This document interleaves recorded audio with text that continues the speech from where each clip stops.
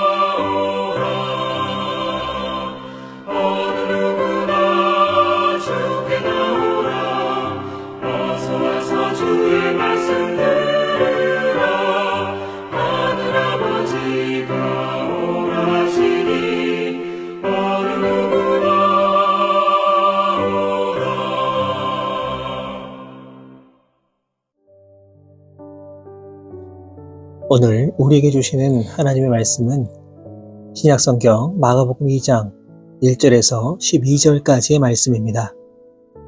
마가복음 2장 1절에서 12절까지의 말씀을 제가 받들어 봉독하겠습니다. 수일 후에 예수께서 다시 가버나움에 들어가시니 집에 계시다는 소문이 들린지라 많은 사람이 모여서 문 앞까지도 들어설 자리가 없게 되었는데 예수께서 그들에게 도를 말씀하시더니 사람들이 한 중풍병자를 4사람에게 메워가지고 예수께로 올세 무리들 때문에 예수께 데려갈 수 없으므로 그 계신 곳에 지붕을 뜯어 구멍을 내고 중풍병자가 누운 상을 달아내리니 예수께서 그들의 믿음을 보시고 중풍병자에게 이르시되 작은 자야 내 죄 사함을 받았느니라 하시니 어떤 서기관들이 거기 앉아서 마음에 생각하기를 이 사람이 어찌 이렇게 말하는가 신성 모독이로다. 오직 하나님 한 분 외에는 누가 능히 죄를 사하겠느냐. 그들이 속으로 이렇게 생각하는 줄을 예수께서 곧 중심에 아시고 이르시되 어찌하여 이것을 마음에 생각하느냐. 중풍병자에게 내 죄 사함을 받았느니라 하는 말과 일어나 내 상을 가지고 걸어가라 하는 말 중에서 어느 것이 쉽겠느냐. 그러나 인자가 땅에서 죄를 사하는 권세가 있는 줄을 너희로 알게 하려 하노라 하시고 중풍병자에게 말씀하시되 내가 내게 이르노니 일어나 내 상을 가지고 집으로 가라 하시니 그가 일어나 곧 상을 가지고 모든 사람 앞에서 나가거늘 그들이 다 놀라 하나님께 영광을 돌리며 이르되 우리가 이런 일을 도무지 보지 못하였다 하더라. 아멘. 오늘 우리가 읽은 본문에는 이 중풍병에 걸린 친구를 고치기 위해 최선을 다해 노력한 4명의 친구들의 그 아름다운 이야기가 기록되어 있습니다.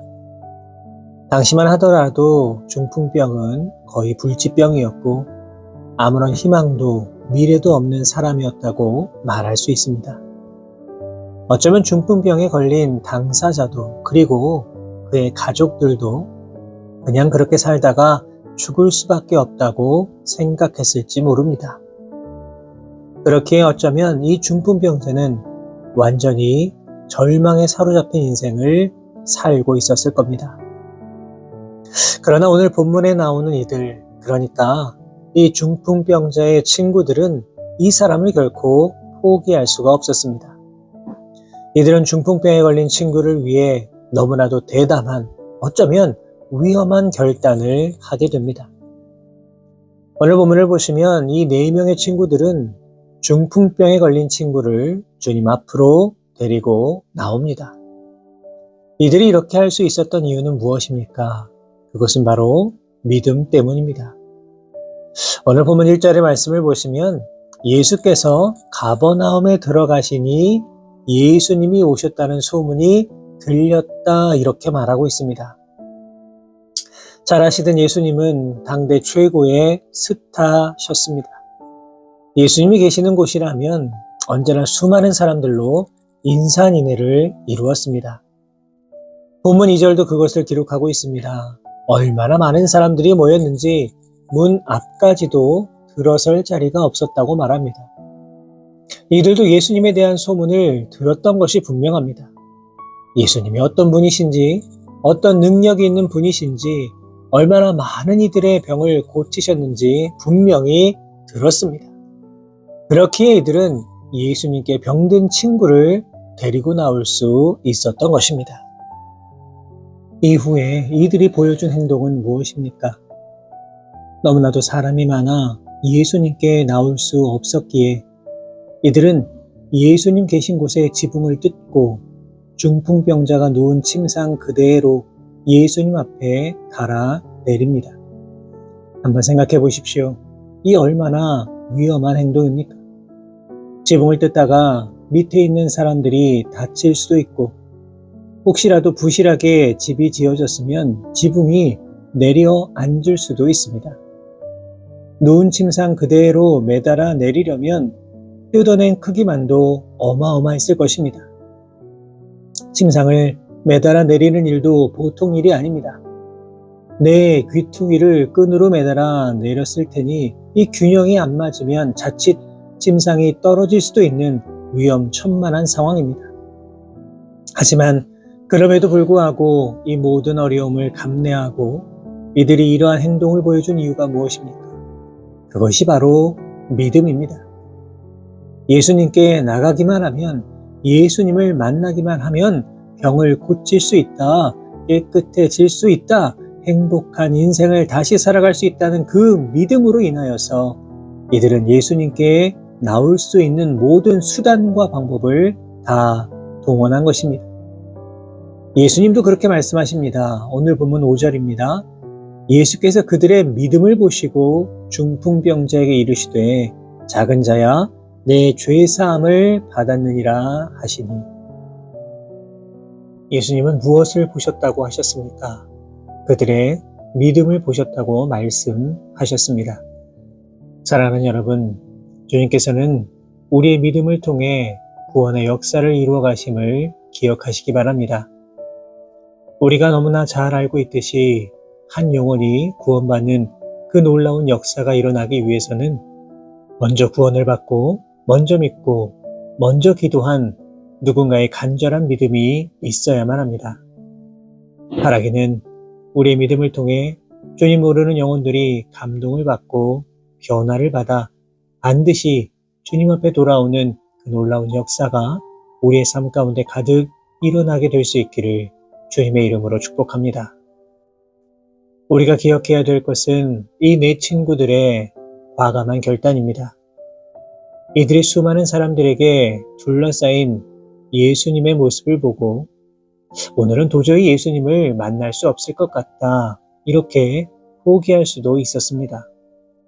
오늘 말고 다음에 만나러 다시 와야겠다, 이렇게 미룰 수도 있었습니다. 그런데 이들은 포기하지 않았습니다. 안 된다고, 불가능하다고 다음으로 미루지도 않았습니다. 이들은 과감한 결단을 합니다. 그것이 무엇입니까? 바로 집의 지붕을 뜯어내는 일입니다. 물론 당시의 지붕의 형태는 지금 우리가 살고 있는 집의 모양과는 전혀 달랐습니다. 평행으로 놓인 목재 위에 막대기를 엇갈려 놓고 그 위에 갈대나 나뭇가지, 엉겅퀴 등을 올려놓고 약간의 흙으로 덮은 정도의 그런 지붕이었습니다. 그렇기 때문에 이러한 지붕을 뜯어낸다는 것은 굉장히 과감하고 위험한 행동입니다. 생각해 보십시오. 지붕을 뜯어낼 때에 온갖 흙이 밑에 있던 수많은 사람들에게 우수수 떨어져 수많은 사람들이 혼비백산하며 놀랐을 것입니다. 집주인 또한 엄청난 화를 냈을 것이 분명합니다. 그러나 그럼에도 불구하고 이들은 멈추지 않았습니다. 그저 친구를 살리겠다는 진념 하나로 이들은 엄청난 모험을 감행하였습니다. 사랑하는 여러분, 우리가 한 영혼을 예수님께 인도함에 있어서 이처럼 과감한 결단이 필요합니다. 이들이 주님을 만날 수만 있다면 어떠한 비난을 감수해도 좋다는 그런 마음도 있어야 합니다. 사도 바울은 복음을 전한다는 이유만으로 수많은 고난을 겪어야만 했습니다. 믿음의 수많은 선배들이 복음을 위해 자신의 목숨을 희생했습니다. 그리고 우리가 지금 그러한 믿음의 결단으로 인하여 예수님을 믿고 구원받아 주님의 백성으로 이 땅을 살고 있는 것입니다. 안 된다 포기하지 마시고 어떠한 어려움이 다가오더라도 내가 지금 품고 있는 귀한 영혼을 바라보시면서 거룩한 복음을 들고 나아가시는 우리 모든 성도 여러분들 되시기를 바랍니다. 오늘 본문을 통하여서 간과할 수 없는 또 다른 사실은 이 4명의 친구들의 행동이 너무나도 희생적이었다는 사실입니다. 이들이 친구를 위해 자신의 시간을 내어 동행한 것은 물론이고 또 지붕을 뜯어서 그것을 통하여 친구를 달아내리는 그런 수고도 하였습니다. 어쩌면 지붕을 뜯어버렸기 때문에 그 집의 지붕을 수리하기 위해 이 막대한 비용이 지불되었을지도 모릅니다. 우리도 마찬가지입니다. 여러분, 영혼을 구원하기 위해서는 우리의 희생이 필요합니다. 값을 치르지 않고는 위대한 일을 도모할 수가 없는 겁니다. 예수님은 이 땅에 오셔서 우리를 구원하기 위하여 자신의 목숨을 버리면서 우리를 위하여 희생하셨습니다. 우리도 한 영혼의 구원을 위하여서 희생할 수 있어야 합니다. 그것은 결코 아까운 것이 아닙니다. 손해보는 것도 아닙니다. 우리가 희생하며 그들을 위해 헌신할 때에 천하보다도 귀한 영혼이 주님께 돌아오게 될 것입니다. 이제 이러한 친구들의 과감한 결정과 엄청난 희생을 통하여 이 중풍병자가 얻은 선물이 무엇입니까? 한마디로 완전한 변화입니다. 사실 친구들의 소망이 무엇이었습니까? 그저 친구의 병이 낫는 것이었습니다. 치유의 기적을 원했습니다.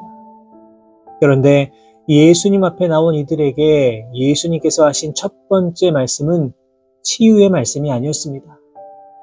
본문 5절의 말씀입니다. 예수께서 그들의 믿음을 보시고 중풍병자에게 이르시되 작은 자야 내 죄 사함을 받았느니라 하시니.